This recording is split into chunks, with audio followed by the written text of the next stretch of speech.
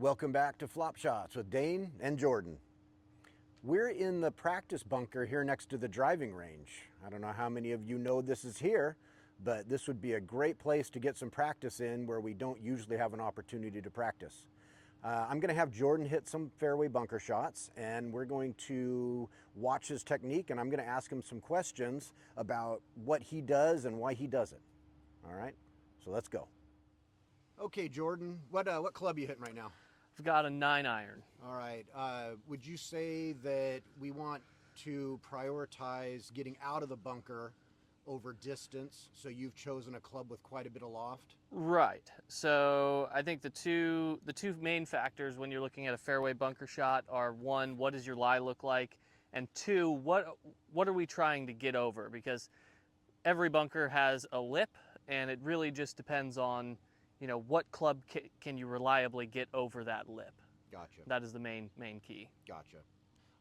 Okay, what are you going to do in terms of setup here, weight distribution, what have you? What's your process? Right. So, my first step when setting up is that, in a fairway bunker shot, it is much different than a greenside bunker shot, where in a fairway bunker, we really want to get ball first contact, right?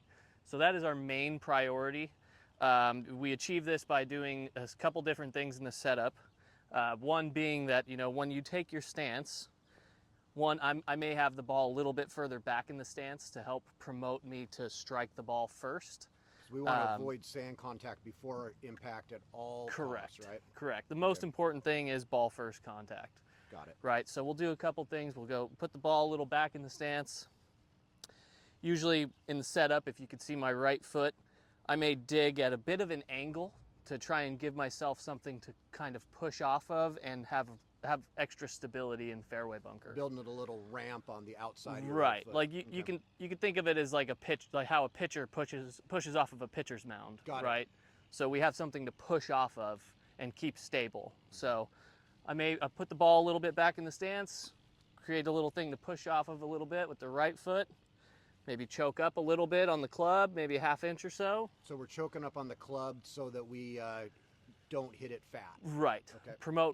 Everything here is to promote ball first contact, because we're all too familiar with the heavy fairway bunker shot that goes nowhere, and if we can improve on that, we could shave some shots off. So yeah, ball back a little bit, choke up a little, dig in, give myself something to push off of, and try and swing and hit ball first. And you're out. And I'm out. Good swing. Would you say that you want to shorten your swing a little bit on both sides in order to keep your balance better in the sand, especially in softer bunkers?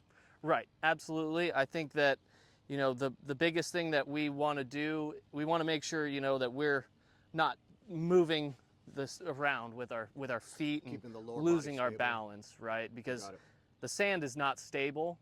So, any added motion can make the sand move, and if you've ever slipped in a golf swing, you know how hard it is to make solid contact. So softer bunkers, you're going to dig your feet in more, and are you going to shorten the club additionally the more you dig in? Like if you had to dig in an extra inch, would you grip down on the club even an extra inch? Right, yeah. Okay. Yeah, it's really, you got to adapt to the lie.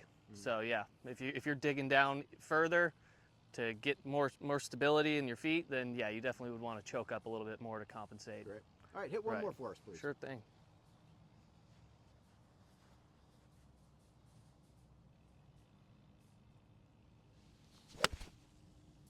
Nice. All right. Jordan, thanks for being out here with us, and thanks everybody for tuning in, and we'll see you next week. Absolutely. See you, everybody.